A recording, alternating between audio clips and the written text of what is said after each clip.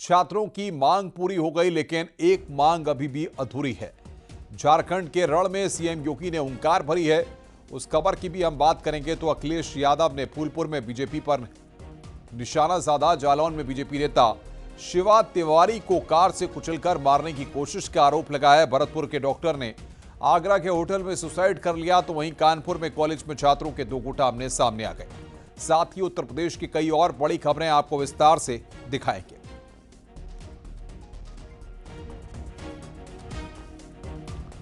प्रयागराज में आयोग के ऐलान के बाद भी छात्रों का प्रदर्शन जारी है।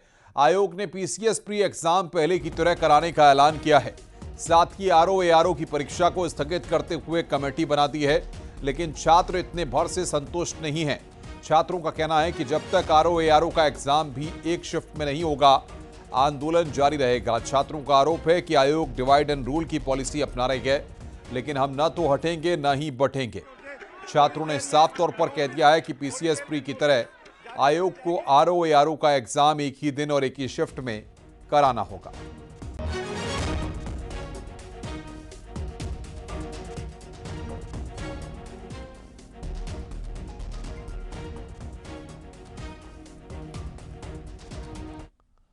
दरअसल लंबी मीटिंग के बाद आयोग ने ऐलान किया है कि पीसीएस प्री की परीक्षा पहले की तरह होगी, जबकि आरओ की परीक्षा स्थगित कर दी गई है और इसके लिए कमेटी बना दी गई है। मुख्यमंत्री जी के पहल पर आयोग पीसीएस प्रारंभिक परीक्षा 2024 को सैद्धांतिक रूप से पूर्व के भांति एक दिवस में कराए जाने का निर्णय लिया गया।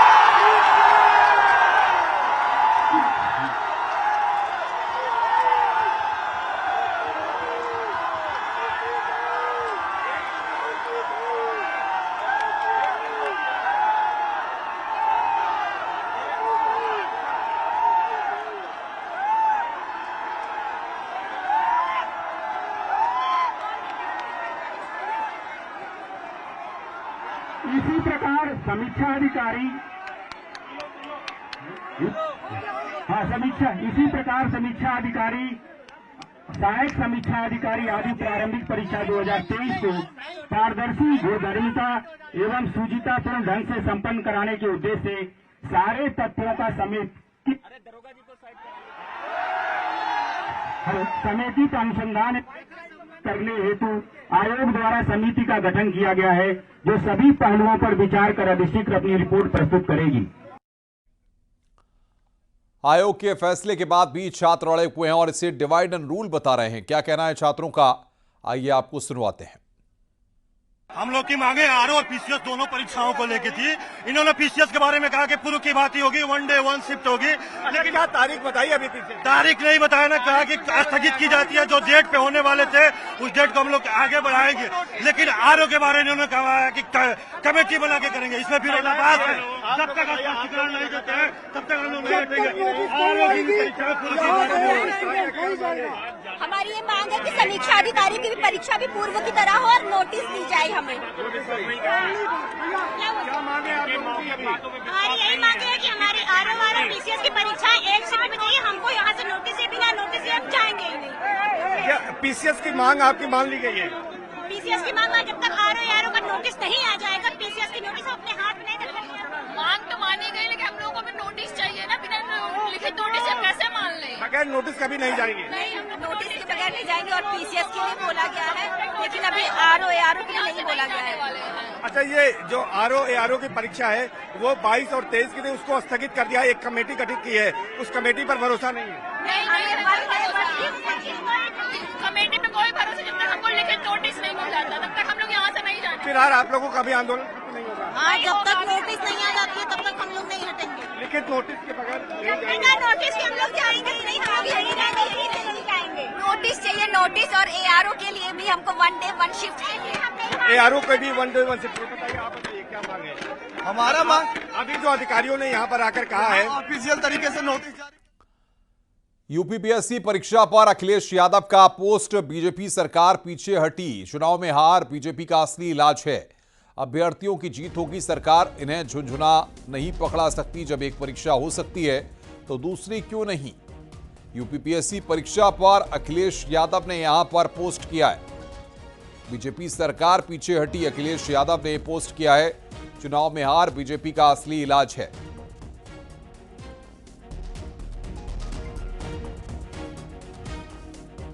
अखिलेश यादव के पोस्ट पर केशव प्रसाद मौर्य का हमला। अखिलेश को बोलने का अधिकार नहीं, अखिलेश यादव चुप हो जाएं तो अच्छा। छात्रों के बीच में एसपी के गुंडों ने माहौल खराब किया है, अखिलेश यादव इसके लिए माफी मांगे।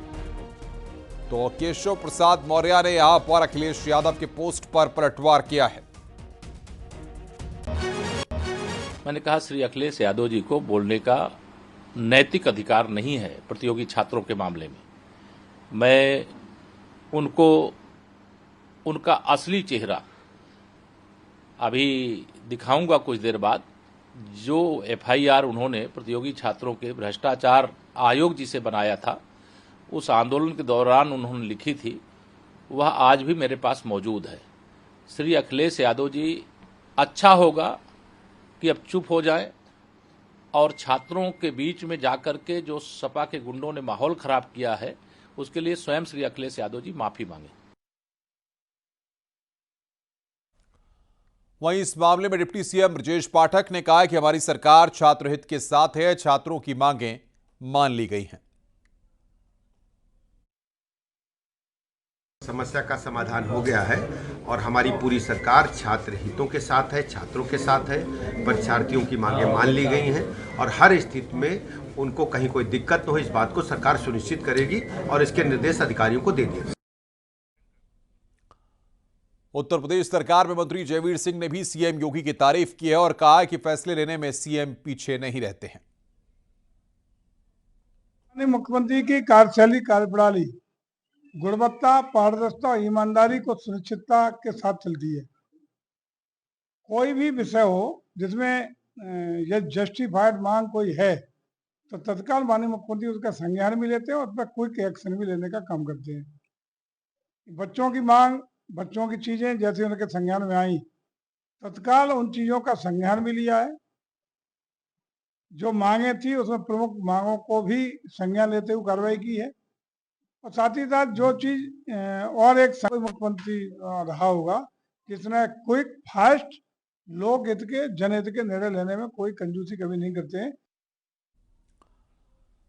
एक तरफ सत्ता पक्ष फैसले को सही बता रहा है तो दूसरी तरफ विपक्ष हमलावर है। मैनपुरी से डिंपल यादव ने सरकार पर निशाना साधा है। छात्रों के जो प्रोटेस्ट है उनका समर्थन करते हैं क्योंकि जो उनकी मांग है वो जायज है और लगातार बीजेपी की सरकार और पूरा शासन प्रशासन और स्पेशली सरकार, चाहे वो छात्र हो, चाहे वो हमारे शिक्षक भाई और बहन हो, लगातार इस तरह की कार्रवाई होनी चाहिए थी। जिस तरह की शासन के द्वारा, प्रशासन के द्वारा सरकार को जिस तरह के फैसले लेने चाहिए थे, सरकार हमेशा अपनी आंख बंद करके बैठी हुई रहती है। जब जब सरकार को कोई फैसला लेना होता है तब इसी तरह की प्रक्रिया लगातार सरकार की तरफ से दिखाई दे रही है। वाराणसी में कांग्रेस के प्रदेश अध्यक्ष अजय राय ने छात्रों के प्रदर्शन को सरकार की विफलता बताया है। ये सरकार की विफलता है, जो उनके द्वारा आयोग बने हैं वो विफल हैं और कहीं ना कहीं उसमें ढोल में पोल है। सरकार को अपनी कमियों के कारण से झुकना पड़ा और मैं उन बच्चों को, नौजवान अपने साथियों को मैं धन्यवाद देना चाहूँगा कि उनकी एकजुटता, उनकी मजबूती ने इस पूरे सरकार को झुकने पर मजबूर कर दिया। अरे हमारे आपके सभी बच्चों का भविष्य अंधकार में है। हम निश्चित तौर से बच्चों के साथ खड़े हैं। हाँ, जहाँ तक उनको सहयोग की बात है, सपोर्ट की बात है, हम लोगों ने उनको मॉरल सपोर्ट किया, हम लोगों ने उनको मानसिक रूप से मजबूत किया और वो बच्चे लड़े हैं। लड़ाई उनकी है, लड़ाई वो लड़कर जीते हैं।